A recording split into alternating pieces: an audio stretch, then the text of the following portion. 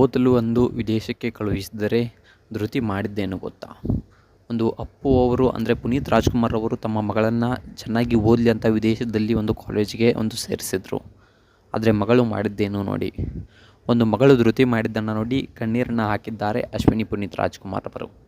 ಅಷ್ಟಕ್ಕೂ ಪುನೀತ್ ರಾಜ್ಕುಮಾರ್ ಅವರ ಮಗಳು ಧೃತಿ ಮಾಡಿದ್ದಾದರೂ ಏನು, ಯಾಕೆ ಒಂದು ಕಣ್ಣೀರನ್ನು ಹಾಕಿದರು ಅಶ್ವಿನಿ ಪುನೀತ್ ರಾಜ್ಕುಮಾರ್ ಅವರು, ಏನಾಯಿತು, ಇದೆಲ್ಲದರ ಬಗ್ಗೆ ಸಂಪೂರ್ಣವಾದ ಮಾಹಿತಿಯನ್ನು ಈ ಒಂದು ವಿಡಿಯೋದಲ್ಲಿ ನಾನು ನಿಮಗೆ ತಿಳಿಸ್ಕೊಡ್ತೀನಿ.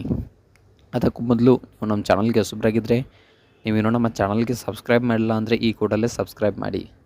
ಹಾಗೆ ಪಕ್ಕದಲ್ಲಿರೋ ಬೆಲ್ಲೈಕನ್ನ ಪ್ರೆಸ್ ಮಾಡೋದ್ರ ಮೂಲಕ ನಮಗೆ ಸಪೋರ್ಟ್ ಮಾಡಿ. ಹಾಗಿದ್ದರೆ ತಡ ಯಾಕೆ ಮಾಡೋದು, ಬನ್ನಿ ಸ್ನೇಹಿತರೆ ವಿಡಿಯೋನ ಸ್ಟಾರ್ಟ್ ಮಾಡೋಣ.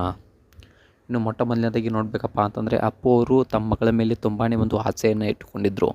ಆದಷ್ಟು ಬೇಗ ಅವಳ ಕಾಲ ಮೇಲೆ ಅವಳು ನಿಂತ್ಕೊಳ್ಬೇಕು, ಏನಾದರೂ ಒಂದು ಸಾಧನೆಯನ್ನು ಮಾಡಬೇಕು ಅನ್ನೋದು ಅಪ್ಪು ಅವರ ಆಸೆ ಹೇಗಿತ್ತು. ಸೊ ಏನಾದರೂ ಸಾಧನೆಯನ್ನು ಮಾಡಿಬಿಟ್ಟು ಅವಳ ಕಾಲ ಮೇಲೆ ಅವಳು ನಿಂತ್ಕೊಂಡು ಅವಳು ಏನಾದರೂ ಒಂದಿಷ್ಟು ಹೆಲ್ಪಿಂಗ್ ನೇಚರ್ ಅನ್ನೋದು ಅವಳಿಗೆ ಬರಬೇಕು, ಏನಾದರೂ ಸಾಧನೆ ಮಾಡಬೇಕು ಕರ್ನಾಟಕಕ್ಕೆ ಬಂದು ಅನ್ನೋದು ಒಂದು ಅಪ್ಪು ಅವರ ಆಸೆ ಆಗಿತ್ತು. ಸೊ ಆ ಆಸೆಗೆ ಒಂದು ಅಪ್ಪು ಅವರು ತಮ್ಮ ಮಗಳು ವಿದೇಶದಲ್ಲಿ ಓದಬೇಕು, ಒಂದು ಬಿಸ್ನೆಸ್ ಕೋರ್ಸನ್ನು ಅಲ್ಲಿ ಕಂಪ್ಲೀಟ್ ಮಾಡಿಬಿಟ್ಟು ಆದಷ್ಟು ಬೇಗ ಸೆಟ್ಲ್ ಆಗಬೇಕು ಅನ್ನೋದು ಅಪ್ಪು ಅವರ ಒಂದು ಕನಸಾಗಿತ್ತು. ಸೊ ಅದಕ್ಕಾಗಿ ತಮ್ಮ ಮಗಳನ್ನು ಅಂದರೆ ಧೃತಿ ಅವರನ್ನು ಓದಲು ಅಂತ ವಿದೇಶಕ್ಕೆ ಇಟ್ಟಿದ್ದರು. ಸೊ ತಮ್ಮ ಮಗಳು ಧೃತಿ ಮೇಲೆ ತುಂಬಾ ಒಂದು ಜೀವವನ್ನು ಇಟ್ಕೊಂಡಿದ್ರು ಪುನೀತ್ ರಾಜ್ಕುಮಾರ್ ಅವರು. ಸೊ ಒಂದು ಪುನೀತ್ ರಾಜ್ಕುಮಾರ್ ಅವರು ಮರಣ ಹೊಂದಿದಾಗಲೂ ಕೂಡ ಒಂದು ಧೃತಿಯವರು ಒಂದು ವಿದೇಶದಲ್ಲೇ ಉನ್ನತ ವ್ಯಾಸಂಗವನ್ನು ಮಾಡ್ತಾಯಿದ್ರು. ಸೊ ಒಂದು ವಿದೇಶದಿಂದಲೇ ಒಂದು ಅಪ್ಪು ಅವರ ಅಂತ್ಯಕ್ರಿಯೆಗೆ ಕೂಡ ಒಂದು ಧೃತಿಯವರು ಬಂದಿದ್ದರು. ಸೊ ಇದಾದಮೇಲೆ ನೋಡಬೇಕಪ್ಪ ಅಂದರೆ ಈಗ ಒಂದು ಮಗಳು ಮಾಡಿದ್ದನ್ನು ನೋಡಿ ಒಂದು ಕಣ್ಣೀರನ್ನು ಹಾಕಿದ್ದಾರೆ ಅಶ್ವಿನಿ ಪುನೀತ್ ರಾಜ್ಕುಮಾರ್ ಅವರು. ಪುನೀತ್ ರಾಜ್ಕುಮಾರ್ ಅವರು ಇಂದಿಗೂ ಕೂಡ ನಮ್ಮ ಜೀವನದಲ್ಲಿ ಒಂದು ಯಾವತ್ತೂ ಕೂಡ ಮರೆಯಲಾಗದಂಥ ಅಧ್ಯಾಯವಾಗಿದ್ದಾರೆ. ಯಾಕಪ್ಪ ಅಂತಂದರೆ ಅಷ್ಟೊಂದು ದಾನ ಧರ್ಮಗಳನ್ನು ಪುನೀತ್ ರಾಜ್ಕುಮಾರ್ ಅವರು ಇಂದಿಗೂ ಮಾಡಿದ್ದಾರೆ. ಇಂದಿಗೂ ದೇವರಾಗಿ ನಮ್ಮೆಲ್ಲರೊಡನೆ ನೆಲೆಸಿದ್ದಾರೆ. ದೇವರ ಸ್ವರೂಪದಲ್ಲೇ ಒಂದು ಪುನೀತ್ ರಾಜ್ಕುಮಾರ್ ಅವರು ಇದ್ದಾರೆ. ಸೊ ಇಂತಹ ಪುನೀತ್ ರಾಜ್ಕುಮಾರ್ ಅವರನ್ನು ಮರೆಯೋದು ತುಂಬಾ ಕಷ್ಟ. ಯಾಕಪ್ಪ ಅಂತಂದರೆ ಜೊತೆಗಿರದ ಜೀವ ಎಂದಿಗೂ ಜೀವಂತ ಅನ್ನೋ ಮಾತಿನೊಂದಿಗೆ ಸೊ ಅಪ್ಪು ಅವರು ಯಾವತ್ತೂ ಕೂಡ ಒಂದು ಇಂದಿಗೆ ಹೇಳಬೇಕಪ್ಪ ಅಂತಂದರೆ ಒಂದು ನಾವು ನಮ್ಮೆಲ್ಲರ ಮನೆಗಳಲ್ಲಿ ಒಂದು ದೇವರ ಫೋಟೋ ಪಕ್ಕದಲ್ಲಿ ಅಪ್ಪು ಅವರ ಫೋಟೋವನ್ನು ಹಾಕ್ತಾಯಿದ್ದೀವಿ ಅಂದರೆ ಅದು ಅವರ ನಿಜವಾದ ವ್ಯಕ್ತಿತ್ವವನ್ನು ತೋರಿಸುತ್ತದೆ. ಯಾಕಪ್ಪ ಅಂತಂದರೆ ಒಬ್ಬ ಮನುಷ್ಯ ಸಹಾಯ ಮಾಡೋದು ಒಂದು ದೊಡ್ಡ ಗುಣ. ಸೊ ಅದರಲ್ಲೂ ಒಂದು ಸಹಾಯವನ್ನು ಮಾಡಿಬಿಟ್ಟು ಅದನ್ನು ಯಾರಿಗೂ ಹೇಳ್ಕೊಂಡಿಲ್ಲ ಅಂಥ ಮನಸ್ಥಿತಿಯವರು ಅಪ್ಪು ಅವರು.